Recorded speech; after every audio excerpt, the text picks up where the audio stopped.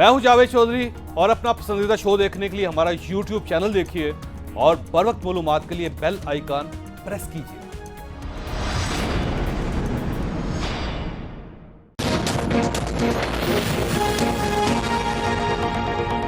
बिस्मिल्लाहिर्रहमानिर्रहीम।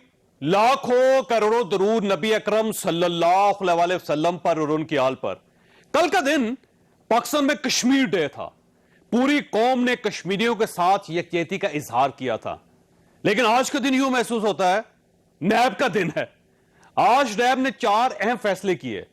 मियां शहबाज शरीफ और हमजा शहबाज पर रमजान शुगर मिल्स रेफरेंस में फर्द जुर्म आयद कर दी गई। इन पर सरकारी रकम से नाला बनवाने का इल्जाम है। नैब ने मरियम नवाज को 11 अगस्त को तलब कर लिया। इन पर रायविंड में 200 एकड़ सरकारी जमीन ट्रांसफर करवाने का इल्जाम है। आज नैब ने LNG स्कैंडल का जिमनी रेफरेंस भी दायर कर दिया और इसमें शाहिद खाकान अब्बासी के साहबजादे अब्दुल्ला अब्बासी को भी शामिल कर दिया। और आज वजीर आला पंजाब उस्मान बुज़दार को भी लाहौर के एक होटल को शराब का लाइसेंस जारी करने के इल्जाम में 12 अगस्त को तलब कर लिया गया। इन तलबियों और रेफरेंस पर शाहिद खाकान अब्बासी और फिर शेख रशीद ने बहुत ही दिलचस्प तबसरा किया। आज कोई शख्स भी हुकूमत को ये काम करने को तैयार नहीं है। हुकूमत का हर इदारा, हर शोबा आज सवाल पजीर है। ये तमाशा जो नैब का है, हम पहले दिन से कह रहे हैं इस इदारे को खत्म कर रहे हैं, वरना ये पाकिस्तान को खत्म कर देगा। आज फर्द जुर्म लगी है और उसका केस सीरियस है। शहबाज शरीफ को तवीज धागे का काम करना चाहिए। अपोजिशन जो है इसको सहूलतें चाहिए, कंसेशन चाहिए। जल्द आप सुनेंगे कि इनका एक ही मुतालबा होगा कि नैब खत्म करो, हम इमरान खान के साथ हैं। क्या ये कार्रवाई अपोजिशन को हुकूमत के साथ मेज पर बिठाने के लिए की जा रही है या फिर वाकई एहतसाब हो रहा है? यह हमारा आज का इशू होगा। और आज की सबसे अहम कार्रवाई, आज पार्लियामेंट का मुश्तरका इजलास था। इसमें क्या हुआ, हम इस पर भी बात करेंगे। हमारे साथ रहिएगा। प्रोग्राम में दोबारा खुशामदीद इस वक्त, क्योंकि पार्लियामेंट का मुश्तरका इजलास चल रहा है और हमारे मेहमान अभी तक पार्लियामेंट के अंदर है। उनका मसलसल इंतजार कर रहे हैं, लेकिन तहम मैं उनका तारफ जरूर करवा दूंगा। मियां जावेद लतीफ साहब ने हमें ज्वाइन कर रहे हैं, पता नहीं करते हैं या नहीं करते हैं। आगा रफीउल्लाह साहब वो भी रास्ते में होंगे या फिर कौमी असम्बली के अंदर होंगे, उनका हम इंतजार कर रहे हैं। अंदलीब अब्बास साहब अलबत्ता हमारे साथ स्काइप पे मौजूद है और मैं इनकी तारीफ करूंगा कि ये कौमी असम्बली का इजलास छोड़ के स्काइप पे हमें ज्वाइन करने के लिए आई और बहुत अच्छी बात है, कमिटमेंट निभाई इन्होंने। पाकिस्तान तहरीक इंसाफ के साथ इनका ताल्लुक है और फॉरेन अफेयर्स की पार्लियामानी कमेटी की सेक्रेटरी भी हैं। शाह खावर साहब हमारे साथ तशरीफ रखते हैं, माहिर कानून है और नैब के ऊपर इन्होंने बहुत काम किया और नैब के केसेस भी लड़े इन्होंने। सुहेल वड़ाई साहब हमारे सहाफी दोस्त हैं, इस वक्त टेलीफोन लाइन पे वो भी हमारे साथ मौजूद है। अंजलि साहब ये फरमाइएगा, ये जो म्यूचुअल लीगल असिस्टेंस का बिल आपने पास करवाया अभी, बहुत अच्छी बात है। अल्टीमेटली गवर्नमेंट ने अपना गोल जो है वो कर लिया, लेकिन अब सवाल ये है कि इसका फायदा क्या होगा? थोड़ा सा एलैबोरेट कर दे ताकि लोगों को पता चले जरा। देखिए, जो हमारा प्रॉब्लम आया हुआ है कोई 8-10 साल से, हम ब्लैक लिस्ट, ग्रे लिस्ट उसके दरमियान में घूम रहे हैं। और उसको जो अभी जो रिपोर्ट आई थी जिसकी बेसिस पे ये भेजा गया बाय FATF, फैटफ ने एक 70 पेजेस की रिपोर्ट भेजी हुई है। आपको भी पता है उसमें कोई 124 चीजें थी जिसको फिर हमने पूरा किया। उसमें से अब कोई 14 चीजें रह गई थी और इंडिया ने तो शोर मचा दिया कि जी इनको ब्लैक लिस्ट हो जाएंगे, लेकिन हमने उसको टाला। इसमें से जो बाकी चीजें रह गई हैं, जो फैटफ ने 70 पेज की रिपोर्ट लिखी है पिछले 8 सालों से जो पाकिस्तान ने इकदामात किए हैं, क्योंकि फैटफ आपको पता है शुरू में जो उनका पहला मैंडेट था वो था मनी लॉन्ड्रिंग। उसके बाद उन्होंने टेरर फाइनेंसिंग की कोई 6-7 साल पहले एक्सपैंड किया और फिर वेपनाइजेशन। ये 3 उनके मोटिव्स हैं और वो कंट्रीज को डाल देते हैं। जिस लिस्ट में डालेंगे, पाकिस्तान को डाला हुआ है तो बहुत सारे मसले हमें, फाइनेंशियल भी बहुत से। तो पाकिस्तान के इंटरनेशनल क्रेडिबिलिटी इतनी अफेक्ट हुई है उससे, ग्रे लिस्ट पे होने से। और अब खतरा था कि ब्लैक लिस्ट पे ना चले जाए। उस पे उन्होंने जो सबसे पहली बात लिखी हुई है, आप रिपोर्ट भी पढ़ लें, उन्होंने कहा है कि पाकिस्तान के कवानीन ऐसे हैं कि ये मनी लॉन्ड्रिंग और टेरर फाइनेंसिंग को ये नहीं रोक सकते। तो अगर नहीं रोक सकते इन कवानीन के जरिए, तो या तो ये कवानीन सही करें या फिर ऑब्वियसली हमें और पेनलाइज करेंगे। उसमें से 4-5 कवानीन है, 2 तो आपने यूनाइटेड सिक्योरिटी काउंसिल का देख लिया था लास्ट टाइम। एक है म्यूचुअल लीगल असिस्टेंस, क्योंकि टेरर फाइनेंसिंग आपको पता है, मनी लॉन्ड्रिंग, पैसा बाहर जाना आना और वहां से फिर ड्रग मनी और वो सारा जो एक नेटवर्क होता है, उसको ब्रेक करने के लिए उन्होंने कहा कि जी म्यूचुअल लीगल असिस्टेंस होनी चाहिए, कि अगर कोई जैसे कंट्रीज में होती है, बाकी कंट्रीज में है जिनको उन्होंने व्हाइट लिस्ट में डाला हुआ है। हमारी कंट्री में ये पिछले 5 साल की रिपोर्ट में उन्होंने कहा कि ये कवानीन क्यों नहीं टाइटन किए। अगर आप नहीं टाइटन करेंगे तो आपको ग्रे और ब्लैक लिस्ट के दरमियान में घूमना पड़ेगा। ये 4 कवानीन है। अब सवाल ये है कि इस बिल के पास होने के बाद हम इसहाक डार साहब को वापस बुलवा सकेंगे पाकिस्तान में? मियां नवाज शरीफ के दोनों साहबजादे हसन और हुसैन, उनको पाकिस्तान बुलवाया जा सकेगा? और सबसे अहम जो है वो जहांगीर तरीन साहब जो है उनको भी पाकिस्तान वापस बुलाया जा सकेगा? देखिए, मैं फ्रैंकली स्पीकिंग मैं लॉयर नहीं हूं, तो मैं इतनी बारीकी से उसको नहीं मुझे पता, और मैं क्लेम भी नहीं करूंगी कि मुझे पता है।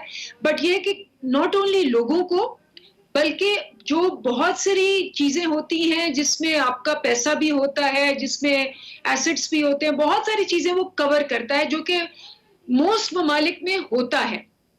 हमारे मुल्क के अंदर ये कानून बहुत ही वेग और उस हालत में था कि उसको ये कहा जा रहा था कि इस तरह तो किसी भी मुल्क में कोई पैसा बाहर ले जाए या बंदा टेरर फाइनेंसिंग के लिए पैसे भेजते रहते हैं, ये तंजीमें होती हैं, इनको फंड किया जाता है, तो इनके कहाँ से आते हैं ये पैसे, कहाँ जाते हैं, ये पता करना बहुत जरूरी है।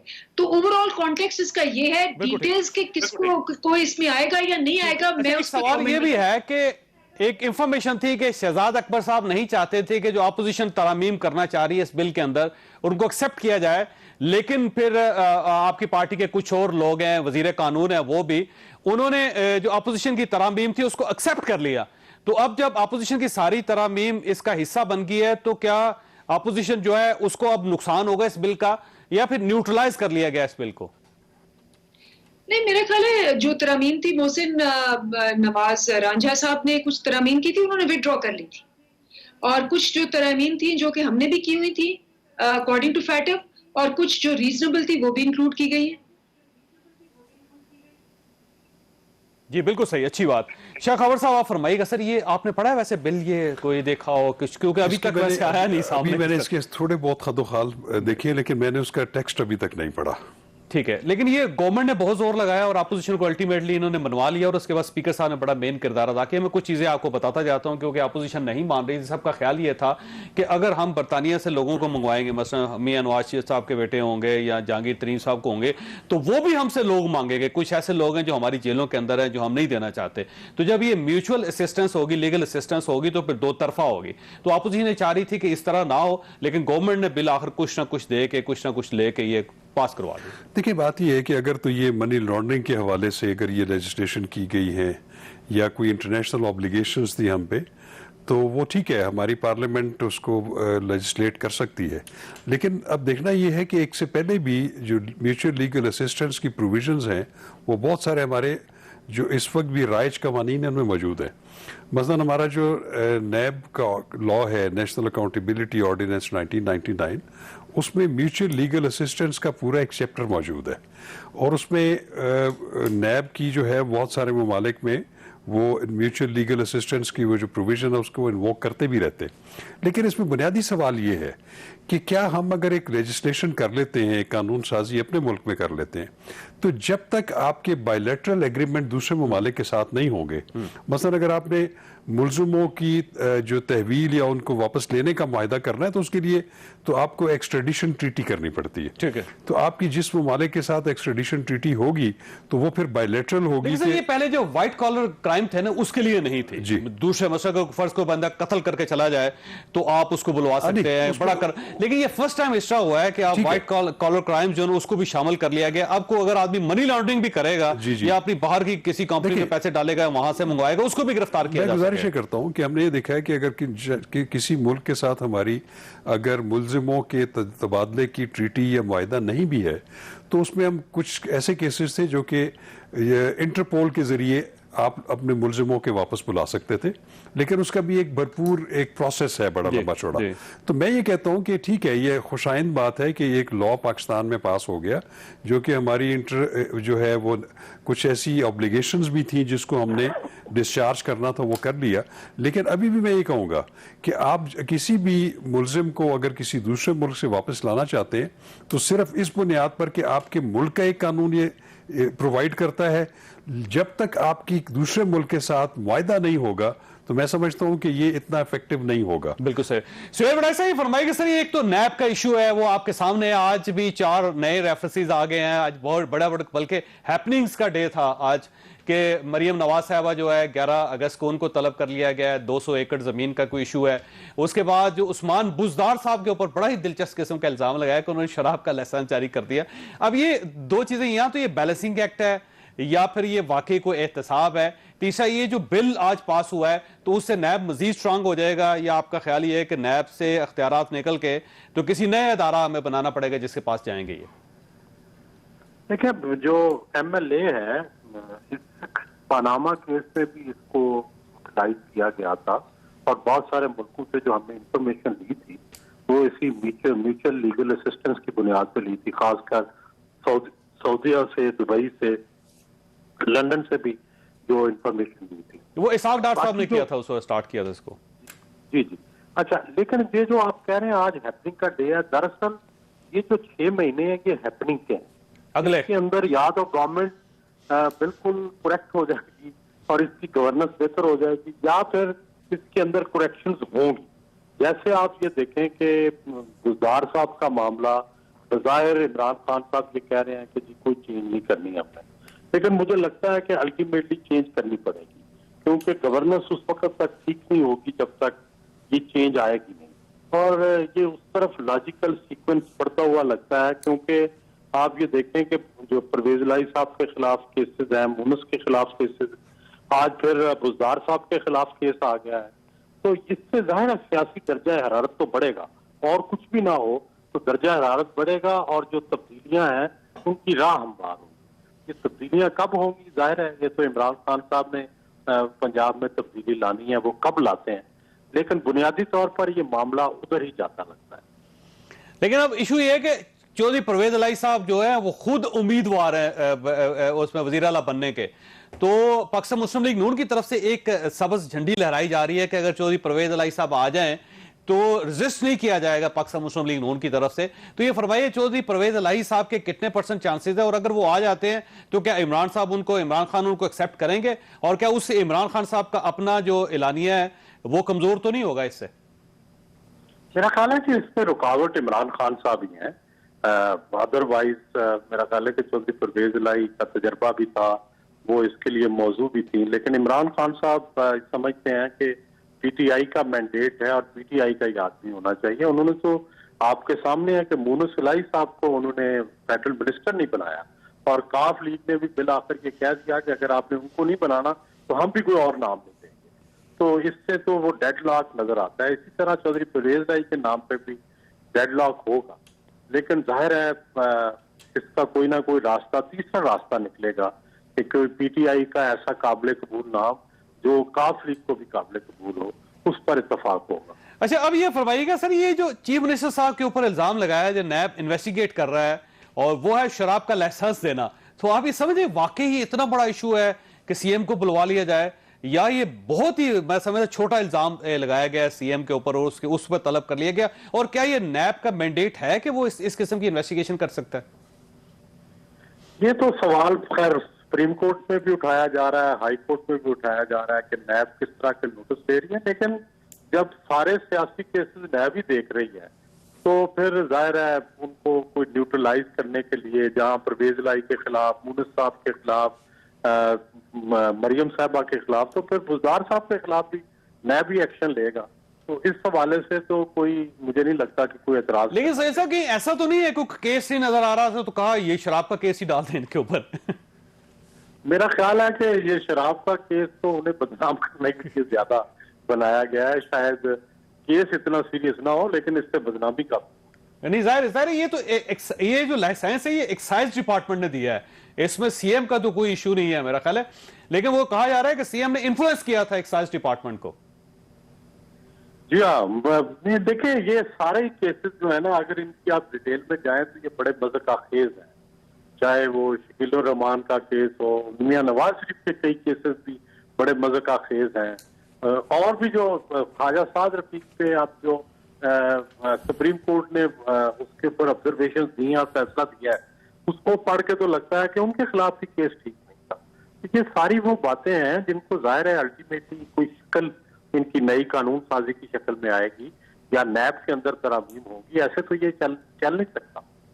सही बात। अंदलीप साहब ये फरमाइएगा, ये जो मज़ाहिया किस्म के केसेस बन रहे हैं, क्योंकि पहले तो अपोजिशन कहती थी कि हमारे ऊपर डाल दिया जाता था, जैसे आज शाहिद खान अब्बासी के बेटे को उसमें डाल दिया कि बेटे के पास तो कोई सरकारी ओहदा नहीं था, कि आपने एलएनजी का केस उनके ऊपर भी डाल दिया, उसमें जिमनी केस जिमनी रेफरेंस दायर कर दिया। अब ये मरियम साहिबा के बारे में अचानक एक ख्याल आया सबको कि वो शायद उन्होंने कोई सरकारी जमीन होगी जो उन्होंने लाट कर ली होगी या उन्होंने लाट करवा दी, और आहा चीमा साहब का नाम भी आ गया। आहा चीमा का नाम आप समझे कि 39 महीने बाद उनका नाम एक नए केस में आ गया, और साथ जो ये जो उस्मान बुज़दार साहब के ऊपर के शराब का लाइसेंस उन्होंने जारी कर दिया। तो आप समझ नहीं, ये कि बेसिकली एक जो मेगा स्कैम थे या जो एक करप्शन के बहुत बड़े बड़े केसेस बनाने थे, उसके बजाय बहुत छोटे छोटे केसेस बनाए जा रहे हैं जिनको कोई आप सीरियस नहीं ले रहा।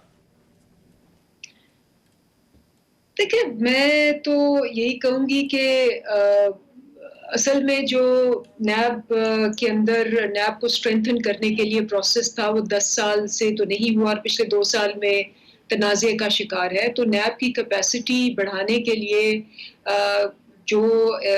जैसे हमने कहा कि जी मसला ये है कि ये बना भी उस दौर में 10 साल चांस भी था, इनकी ट्रेनिंग, इनकी क्वालिटी, इनकी क्वांटिटी, ये तो सारा हेड से लेकर नीचे तक प्रीवियस गवर्नमेंट्स का है, और अब हम कोशिश कर रहे हैं, लेकिन उसके अंदर ऑपोजिशन की जो डिमांड्स हैं वो भी आपने सुन ली थी कि वो नैब को ख़त्म करना चाहते हैं, और वो चाहते हैं कि 37 में से 34 क्लॉज चेंज हो जाए और 1 अरब से कम कोई करप्शन ही नहीं है, वगैरह वगैरह वगैरह। लेकिन जहाँ तक ये केसेस का ताल्लुक है कि बड़े हैं, छोटे हैं, कैसे हैं, असल में नैब की कन्विक्शन रेट जो है आपने देखी होगी कि वो बहुत सारे केसेस ले लेता है लेकिन कन्विक्शन नहीं कर पाते।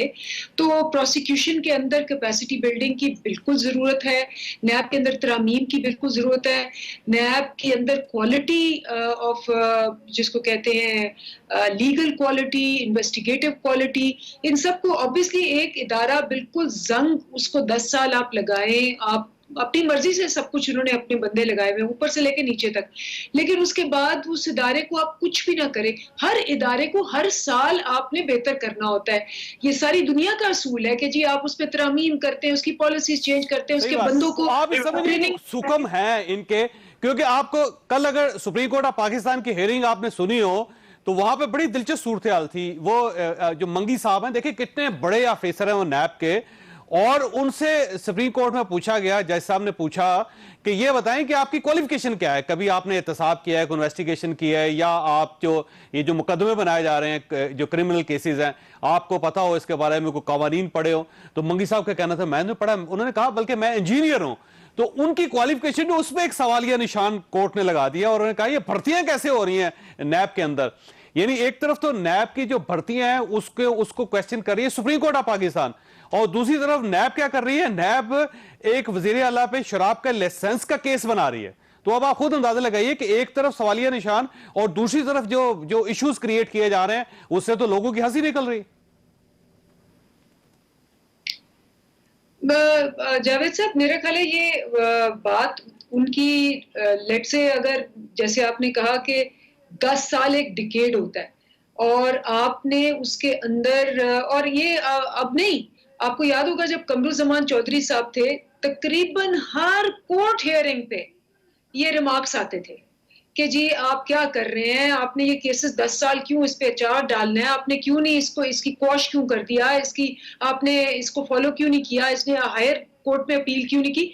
हर रोज उनको बुलाया जाता था और वही था, लेकिन उसके ऊपर काम नहीं हुआ, बल्कि इंटेंट ही नहीं थी। वो खुद मानते हैं कि जी हमें पता था कि काम होना चाहिए, पहले हमने नहीं किया, हमसे गलती होगी।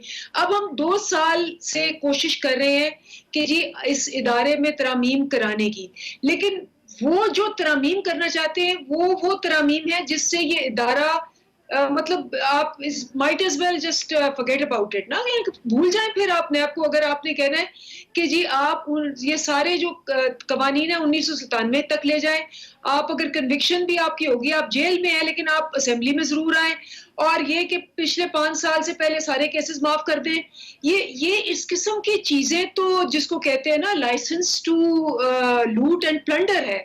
और नैब का टाइप के केसेस और होते हैं ना, जो बुजदार साहब पे इल्जाम लगा है, तो आप खुद सोचेंगे कि इस इदारे को बंद कर देना चाहिए। सुहेल बड़ाई साहब, आपके पास एक सवाल छोड़ के जा रहा हूं सर, कि शेख रशीद साहब ने आज कहा है कि अगर नैब इसी तरह काम करता रहा तो एक वक्त आएगा पाकिस्तान मुस्लिम लीग नून खुद ये कहेगी कि नैब को बंद कर दें, और हम इमरान खान साहब का साथ देने के लिए तैयार है। यानी इमरान खान साहब के साथ पाकिस्तान मुस्लिम लीग नून या अपोजिशन आके बैठ जाएगी कि बस इस इदारे को बंद करें, और एक ही बार्गेनिंग चिप होगी उस वक्त, नैब होगी। ये बात किस हद तक दुरुस्त है? एक छोटी सी ब्रेक के बाद दोबारा जरूरत प्रोग्राम में दोबारा खुश आमदीद। बड़ा ऐसा ही फरमाइएगा सर, ये जो आज शेख रशीद साहब ने कहा है कि जिस किस्म के हालात हैं, अल्टीमेटली एक वक्त आएगा कि अपोजिशन खुद कहेगी कि नैब बंद कर दें, हम हुकूमत को फुल सपोर्ट करने के लिए तैयार है। मेरा ख्याल है कि शेख साहब की ये बात, आमतौर पे उनकी बातें मैं सपोर्ट नहीं करता, लेकिन ये बात ठीक लगती है। और मेरा ख्याल है कि नून ये करेगी तो उसको फायदा भी है, क्योंकि वो साफ सुथरी होकर निकल आएगी और फिर इलेक्शन में उस पर सारे इल्जामात धुल जाएंगे। अगर नैब बंद हो जाए, सारे नैब के केसेस खत्म हो जाएं, तो नून लीग तो फिर बिल्कुल धुली धुलाई सामने आ जाएगी। तो वो उसको इसके क्या करने में हरा जाए, वो बैठ जाएंगे तहरीक इंसाफ के साथ। वैसे आज शायद खाकान अब्बासी साहब ने भी इंकशाफ किया, उन्होंने कहा जी कि नैब को बंद कर दें, नहीं तो ये पाकिस्तान को बंद कर देगा। ये भी किसी हद तक सही बात है। अब तो हुकूमत की तरफ मसला ये है कि अगर आपकी क्लोजेट में किसी किस्म का स्केलेटन नहीं है, तो फिर इशू क्या है नैब से? परेशानी क्यों है सर? देखिए, नैब जो है, पहली तो बात है कि अभी तक तो ये अपोजिशन के ऊपर, चाहे जरदारी साहब हो, पीपल्स पार्टी हो, चाहे नून हो, सब इस लिस्ट में है। कोई इसमें कोई शक वाली बात तो नहीं है कि, और खासकर हमने ये देखा है कि जो ज्यादा एक्टिव होता है उसके खिलाफ फौरन एक्शन शुरू हो जाते हैं, जो घर पे बैठा हुआ है उसको कुछ नहीं कहते। तो इसका मतलब है कहीं ना कहीं उसके अंदर कुछ सियासी एजेंडा तो शामिल है।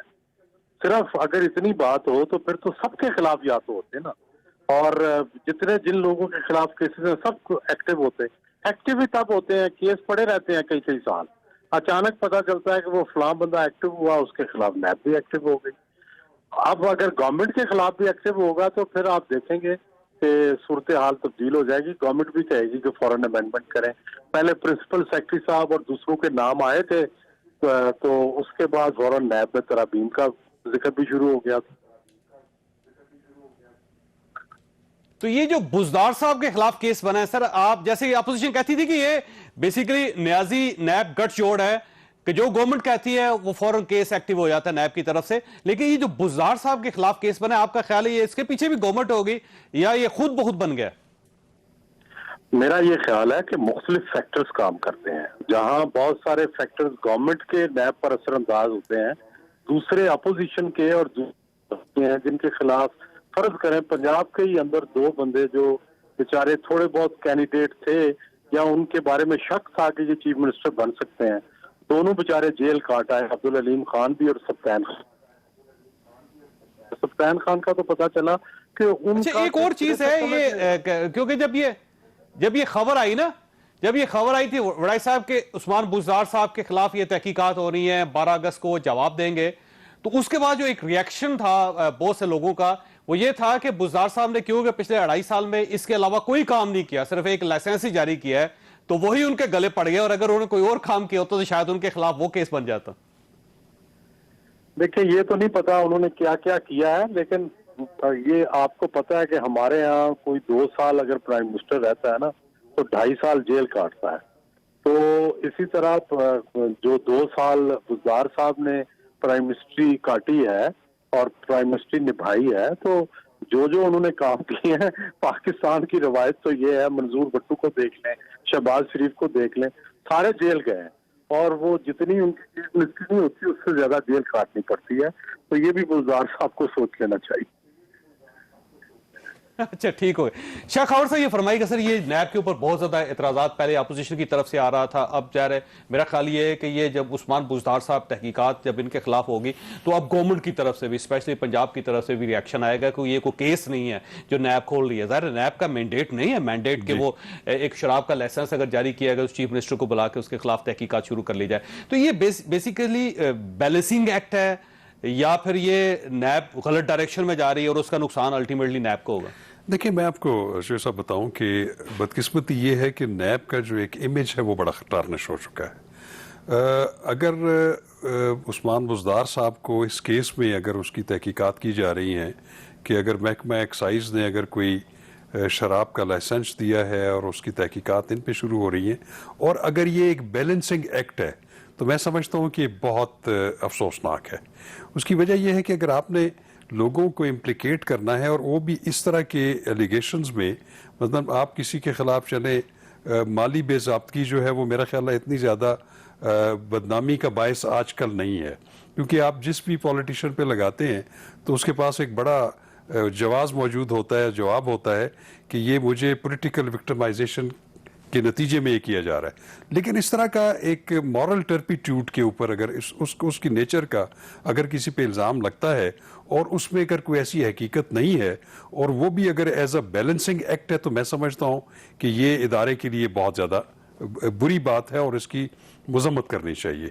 देखिए, बात यह है कि नैब का जो मेन मकसद है, एक तो मैं ये कहूँगा कि उसको 1999 में बनाया गया, एक ख़ास एंगल से उसको बनाया गया था, और आज तक जितने भी अकाउंटेबिलिटी के लॉज बने हैं, चाहे वो एहतसाब एक्ट था 1997 का या NAO 1999 है, ये कभी भी इस मकसद के लिए नहीं बनाए गए कि आपने वाकई अकाउंटेबिलिटी करनी है और लूटी हुई रकम जो है वो गवर्नमेंट के ख़जाने में लानी है। इसको हमेशा से अपने सियासी मुखालफिन की जो है वो आर्म ट्विस्टिंग के लिए, उनकी वफादारियाँ तब्दील करने के लिए और पॉलिटिकल मकासद के लिए इस्तेमाल किया गया। और अभी भी अगर ये तासुर हो कि ये पॉलिटिकल मकासद के लिए है, तो फिर मैं समझता हूँ कि अभी अंदलीब अब्बास साहिबा भी जो कह रही थी कि इसमें एक बहुत ज़्यादा ड्रास्टिक चेंजेस लानी चाहिए।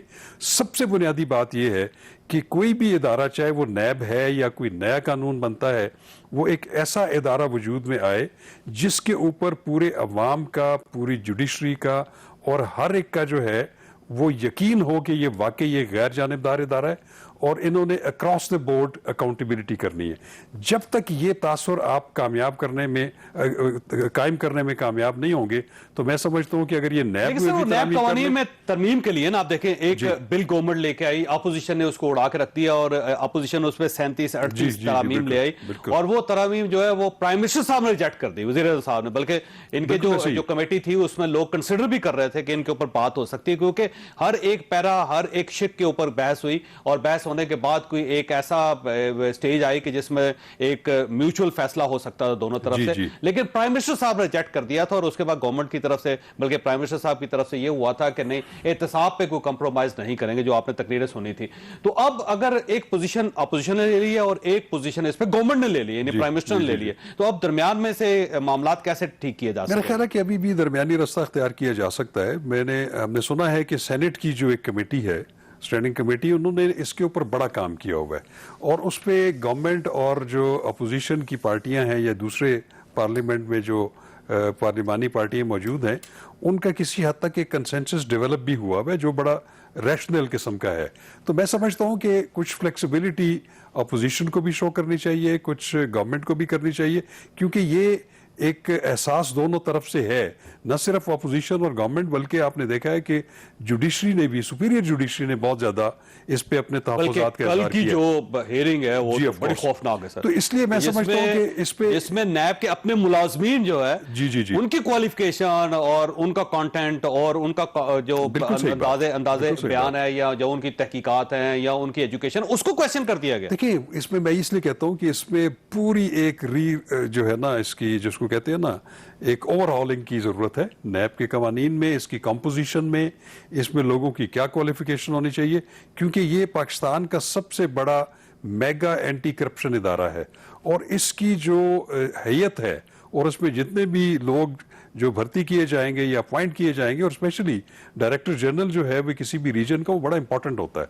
तो इसमें कोई बुरी बात नहीं है कि अगर डायरेक्टर जनरल रावलपिंडी जो हैं मंगी साहब, वो इंजीनियर है, इंजीनियर होना कोई ऐसी बात नहीं है, लेकिन एक लेकिन सर क्वालिफिकेशन तो होनी चाहिए ना, क्वालिफिकेशन जरूर। अच्छा, आप फर्ज करेंगे कोट पहन के, मैं आपकी जगह कोट पहन के काली टाई अब मैं लगा आपको के चला मिसाल जाता दूं। हूं, अब मैं भाई साहब के सामने मैं हो सकता है बड़ी किताबें अब मैं पढ़ी आपको हूं एक कानून मिसाल की। देता हूं। तो मुझसे जैसा पूछेंगे आप लॉयर है नहीं है, जी तो मैं बिल्कुल। कहूंगा वो अब तो नहीं जैसे हूं। FIA है, मैं समझता हूं कि FIA की जो कारकर्दगी है या वहां पे जो लेवल है वो नैब से बहुत ज्यादा हाई है। एक तो ये है कि उनका एक अपना मैकेनिज्म है, उनके अपने भर्तियों का तरीका है, फिर वो प्रमोट होके आगे आते हैं।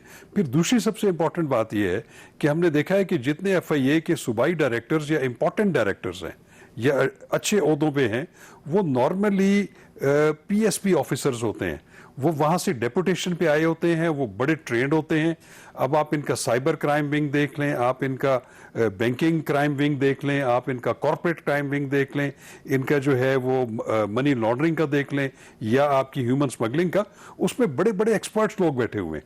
और मैं तो ये भी समझता हूं कि नैब को इस तरीके से भी ठीक किया जा सकता है कि नैब की जितने भी इंपॉर्टेंट ऑफिसेज हैं, एडमिनिस्ट्रेटिव या इन्वेस्टिगेटिव या और जब डायरेक्टर जनरल्स, आप इसमें दूसरे लोगों, पुलिस में से, FIA में से उनको मुस्तार लें उनकी सर्विसेज और उनको अपने नैब में रखें, और आपके पास जो ऑलरेडी ट्रेन किया जा सकता है सर, मैं ये कह रहा बाहर भेजें, वहां से ट्रेन करें, वहां से ट्रेनर्स लेके आए, ऑलरेडी पाकिस्तान के आपने अंदर जो ट्रेन लोग करें। एम्प्लॉय किए हुए हैं नैब में, उनको वो उनके तहत अगर काम करेंगे तो वो कम से कम उनकी ट्रेनिंग हो जाएगी। ठीक हो अंदलीब साहब, मैंने ब्रेक लेनी है, सवाल आपके पास छोड़ के जा रहा हूं कि बड़ा सिंपल सवाल है कि क्या नैब इस फॉर्म में गवर्नमेंट के लिए एक्सेप्टेबल है या नहीं है, और अगर नहीं है तो फिर अपोजिशन के साथ आप बैठने के लिए तैयार हैं ताकि इसकी शेप चेंज की जाए। छोटी सी ब्रेक के बाद दोबारा हाजिर होते हैं।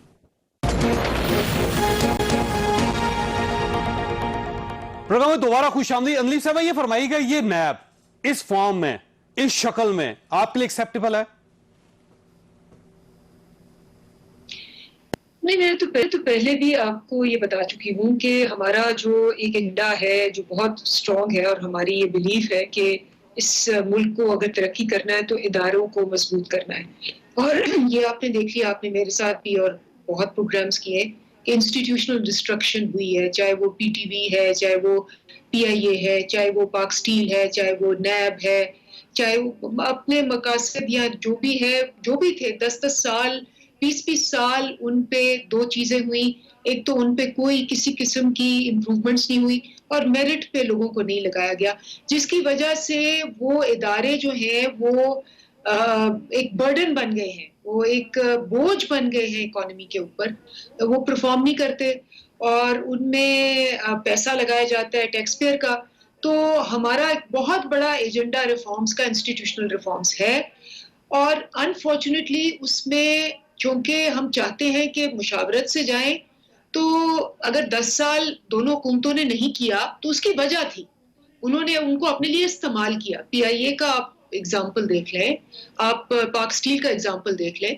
मतलब अगर आप आपके फाइनेंस मिनिस्टर मिफ्ता इस्माइल कह रहे हैं कि जी आप पाक स्टील ले लें, PIA ले लें, मैं पाक स्टील मुफ्त दे दूंगा आपको, तो ये एक माइंडसेट का उनका रवैया था। और वो औने पौने दाम बिकने इतने खराब हो गए थे कि औने पौने दाम उनको लेने को कोई तैयार नहीं है। लेकिन इसमें वक्त लगेगा। नैब इज अनदर इंस्टीट्यूशन जिसको के स्ट्रेंथन करने की बेशुमार जरूरत है। वो तभी होगा अगर कानून उनके बेहतर किए जाएंगे। पहले तो आप लॉ चेंज करते हैं, फिर आप उसकी इन्फोर्समेंट करते हैं। अब जब हुआ कि गवर्नमेंट भी मान रही है कि खराबी तो है, उसको ठीक करना है, लेकिन सर आपको अपोजिशन के साथ बैठना पड़ेगा इस पे, फिर ही हो सकेगा ये। जी, हम बैठे हुए हैं। हमने मेरा ख्याल है 5 मीटिंग्स पहले की थी शुरू में, उसके बाद ऑपोजिशन नहीं मानी, उसके बाद अब दोबारा उन्होंने हमें मुसवदा दिया, हम बैठे उनके साथ और उनको ये समझाया कि हम वैसे तो फैटफ के लिए बैठे थे, तो उन्होंने बीच में ये मुसवदा भी दे दिया। दैट्स व्हाई वी से कि ये बिल्स तो हमने फैटफ के करने थे, नैब बीच में इस वक्त लाने की क्या जरूरत थी? इधर आप हमें कह रहे थे कि फैटफ के लिए हम इसलिए एग्री करेंगे कि नैब भी अब चेंज कर दे, तो वो नहीं होगा। नैब को अगर हमने चेंज करना है तो हमने उसको स्ट्रेंथन करना है। हमारे अपने वजीर भी नैब के से पकड़े गए हैं और अपने चीफ मिनिस्टर भी क्वेश्चन हुए हैं। दोनों को ये बैठना तो होना पड़ेगा, चाहिए, तभी मसला हल हो वक्त सकेगा। होना बड़ा सही चाहिए। फरमाइएगा सर, ये कहा जा रहा है कि जो एपीसी करीब आ रही है, अपोजिशन इकट्ठी हो रही है, तो नैब भी एक्टिव हो रहा है। मरियम साहबा के खिलाफ जो एक रेफरेंस दायर होने की तैयारी हो रही है, मियां शहबाज शरीफ साहब का जिमनी रेफरेंस तैयार हो गया, और साथ ही शाहिद खान अब्बासी साहब, और अब हो सकता है बिलावल भुट्टो और पाकिस्तान पीपल्स पार्टी के जो मेन लीडर्स हैं उनके खिलाफ भी नैब एक्टिव हो जाए आने वाले 1-2 दिनों में। तो ये एपीसी से रोकने की कोशिश की जा रही है। देखिए, सुप्रीम कोर्ट की जो ऑब्जर्वेशंस और डिसीजंस आए हैं और जो ओवरऑल सिचुएशन है, इसमें तो कोई शक नहीं कि नैब किसी ना किसी सियासी एजेंडे पे अमल कर रहा होता है, और बहुत सारी जो गिरफ्तारियां हैं और केसेस हैं उनके पीछे कोई ना कोई सियासी एजेंडा होता है। तो मैं ये तो नहीं समझता कि एपीसी रोकने की कोशिश है, लेकिन ये जरूर है कि अपोजिशन जो है वो टारगेटेड है। आप नून देख लें, आप पीपल्स पार्टी देख लें, सबसे ज्यादा जो केसेस हैं वो इन्हीं के खिलाफ है। हाँ, तहरीक इंसाफ के खिलाफ भी इक्का दुक्का केसेस हैं, लेकिन एक जो दोनों लोग थे, हलीम खान साहब भी और सफदैन खान साहब भी, दोनों को नैब ने बिल आखिर रिहा कर दिया, अदालतों ने रिहा कर दिया, और बिल आखिर उनके खिलाफ केसेस भी म्यूट हो गए। तो अब देखें, चीफ मिनिस्टर के खिलाफ भी ये केस कितना चलेगा, कितना नहीं चलेगा। तो सवाल तो यह है कि अपोजिशन को भी तो ये एतमाद होना चाहिए कि उनके खिलाफ जो केसेस हैं उसकी वजह सियासी नहीं है, उसकी वजह वाकई ही उनकी गलतियां हैं। बिल्कुल सही बात, बिल्कुल सही बात। खबर साहब, आखिरी चंद सेकंड है, ये फरमाइए नैब इस फॉर्म में चल सकेगा कि नहीं, या तब्दील करना पड़ेगा? इसको तब्दील बिल्कुल करना पड़ेगा, और दूसरा सबसे इंपॉर्टेंट बात यह है कि इसमें तरमीम भी बहुत ज़रूरी है, और सबसे, जैसे मैंने पहले अर्ज़ किया, कि इसकी साख बहाल होना बहुत ज़रूरी है। जब तक इसकी क्रेडिबिलिटी कायम नहीं होगी, मैं समझता हूँ कि इसको हर इदारा या हर फैक्शन ऑफ सोसाइटी मशकूक नज़रों से देखेगा। बिल्कुल सही। ख्वाजा साहब, आपने गुफ्तगू सुनी, एहतसाब जरूर होना चाहिए, लेकिन गैरदार होना चाहिए, दोनों साइडों को देखना चाहिए। अगर अपोजिशन ने गलती की है उसको गिरफ्तार करें, गवर्नमेंट ने गलती की है उसको गिरफ्तार करें, बिजनेसमैन ने गलती की है उसको गिरफ्तार करें। यह नहीं हो सकता कि चंद लोगों की गलतियां, ज्यादा गलतियां नजर आएं और बाकी लोगों की गलतियां जो है वो उनकी मासूमियत नजर आए। अल्लाह ताला आप और आपके अहले खाना को किसी मुसीबत से महफूज रखे। अल्लाह हाफिज। मैं हूं जावेद चौधरी, और अपना पसंदीदा शो देखने के लिए हमारा YouTube चैनल देखिए, और बर वक्त मालूमात के लिए बेल आइकन प्रेस कीजिए।